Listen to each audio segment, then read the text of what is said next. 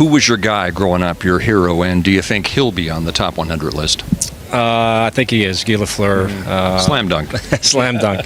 He was amazing in the 70s. I used to watch him all the time, and I always looked up to him. And I had a chance to meet him when I was 13 or 14 years old at a banquet that he was at, and took a photo and met him on several occasions.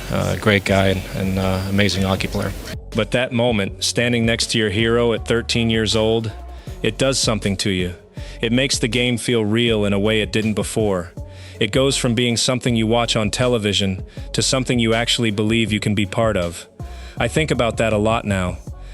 Because the truth is, even after everything, 2 Stanley Cups, the scoring titles, the years with Pittsburgh, I still think of myself as someone who grew up watching the greats and trying to understand what made them different, what separated the players who were very good from the players who changed the way you thought about the game entirely. People ask me who the 5 players were that I could never fully figure out. The ones that made me sit with the film a little longer. The ones that made me realize, even at the height of my career, that hockey had more levels than I'd seen yet. These are those 5. Guy Lafleur. I already told you he was my hero, but let me tell you what I understood about him once I was old enough to actually analyze the game. What Guy Lafleur had was something that very few players in the history of this sport have ever possessed: the ability to play fast and make it look slow. When he had the puck in full stride, everything around him seemed to slow down. Defenders were reacting, Guy was deciding, and those are 2 completely different speeds. I remember watching film of him long after I'd turned professional, and I still couldn't fully explain what he was doing differently. His angles were perfect, his release was instant. But it was more than that. He seemed to read the ice 2 seconds ahead of everyone else, and then he played those 2 seconds like they were already his. Growing up idolizing someone is one thing, understanding why they deserve to be idolized is another. Guy Lafleur deserved every bit of it. When you're 13 years old, standing next to your hero, you think the greatness is obvious. When you're 30 years old watching his film as a professional, you realize it was even greater than you knew. That's a rare feeling. Wayne Gretzky, I'm going to say something that might surprise people. Playing against Wayne Gretzky was not what most people imagined it to be. They imagined it must have been a physical battle. 2 of the greatest players in the world going head-to-head, both competing for the same ice, the same puck, the same glory. It wasn't like that. Playing against Wayne was more like trying to solve a problem that kept changing its shape every time you thought you had it. He wasn't the biggest player on the ice, he wasn't the fastest skater. If you measured him against the other players in a room without knowing who they were, you might not immediately pick him out as the most dangerous man there. Then the puck dropped. What Wayne did better than anyone I have ever seen, before him, during my career, or since, was see the play before it happened, not a fraction of a second before. Several seconds before. He'd already decided where the puck was going before most players had decided where they were going.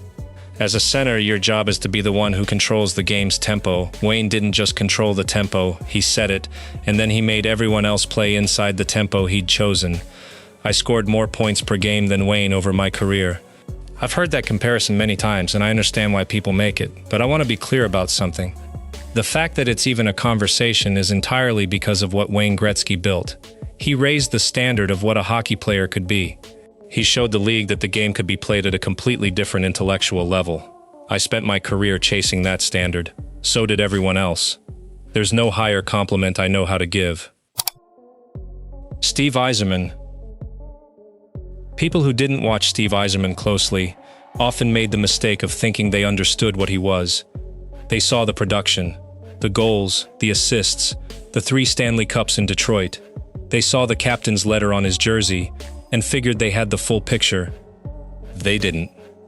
What I noticed about Steve, what took me years of playing against him to fully appreciate, was how completely he transformed himself as a player when the team needed something different from him. Early in his career, he was a scorer, one of the most pure offensive players in the league. He could fill a net in ways that reminded you of everything you loved about the game. Then Detroit brought in Scotty Bowman, and something shifted. Steve Yzerman decided to become a different player. Not because he had to, not because the scoring was gone, but because he understood that his team needed a different version of him to win. I remember lining up against him in playoff series where the game was physical, defensive, grinding, and watching him compete at the same level in those games that he'd competed at in wide-open offensive games earlier in his career. He was equally effective in two completely different versions of hockey. That is extraordinarily rare. The hardest thing for a great offensive player to do is subordinate his own instincts for the good of the team. It requires a kind of ego management that most elite players never fully master. Steve Yzerman mastered it completely. That's why, of all the players I competed against, he's the one I respected most quietly. He never made a big moment out of what he gave up. He just gave it up, and then he went out and won. Patrick Roy. I'm going to be direct about this one. Patrick Roy was the most difficult opponent I faced in any playoff series in my entire career, and I faced him multiple times. Here is what made him so hard to play against. He never gave you the same game twice. Most goaltenders have tendencies. You study the film, you identify the patterns, you know where the percentage shot is, and you execute. With most goaltenders, preparation gives you an edge. Patrick took your preparation and made it irrelevant. He was technically exceptional, yes. His positioning, his butterfly style, his ability to control his crease, all of that was as good as anyone who ever played the position. But what separated Patrick from every other goaltender I ever faced was his competitive arrogance. I don't mean arrogance in a negative way, I mean the absolute, unshakable belief that he was going to stop you. Not that he might, not that he'd try his best, that he was going to stop you. Full stop. That belief spread through his team like heat. When Patrick Roy was standing in the net, feeling the way he felt on his best nights, the players in front of him played differently. They blocked more shots. They took more risks. They believed things were possible that they might not have believed otherwise. And sitting in the opposing dressing room, you felt it too. You'd go through your preparation, talk through your plays, remind yourself of your process, and somewhere in the back of your mind you'd hear a small voice saying, "Yes, but Patrick's in net tonight." That voice cost you. I had nights against him that I was satisfied with what I'd done and still came away with nothing to show for it. Those nights stay with you. They should. Mark Messier. The last player on this list is someone I competed against and someone I watched from a distance for years, and both versions of the same man left exactly the same impression. Mark Messier was the most complete hockey player I ever shared the ice with. Not the most skilled, not the most talented in the traditional sense. The most complete. He could score when you needed a goal. He could defend when you needed a stop. He could intimidate when the game needed changing. He could lead when the team needed something it couldn't quite find on its own. But what I remember most about playing against Mark had nothing to do with what he did in any single moment. It had to do with what he did to a game's atmosphere before anything happened at all. There were playoff games, crucial games, games that were going to determine who moved on and who went home, where you'd be going through your warm-up and you'd look across the ice and see Mark Messier skating his laps, and you could feel the intention coming off him from 50 feet away. He wasn't performing for anyone. He wasn't putting on a show, he was genuinely in a different mental place than every other person on the ice. I've been asked many times what leadership actually looks like in professional hockey, where every player is elite, where every player is proud, where every player believes in his own ability. My answer is always the same. It looks like Mark Messier in warm-ups.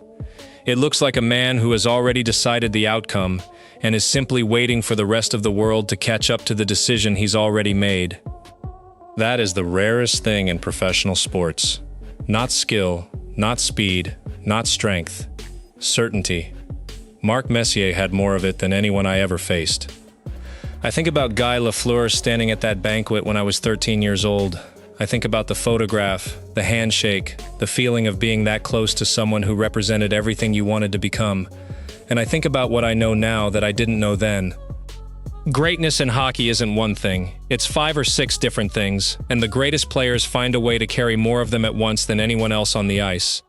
Guy Lafleur showed me that genius could look effortless. Wayne Gretzky showed me that the mind was the most powerful thing you could bring to the game. Steve Yzerman showed me that the hardest thing a great player can do is change himself for the good of his team. Patrick Roy showed me that belief was its own weapon, and sometimes the most powerful one in the building. And Mark Messier showed me what certainty looked like when it lived inside a person who refused to let the moment be bigger than he was. I've been called Super Mario. I've been called Le Magnifique. I appreciate all of it. But when I think about the game I love, I don't think about what I was called. I think about the men who made me understand what the game could be. And I'm grateful, every single day, that I was lucky enough to share the ice with them,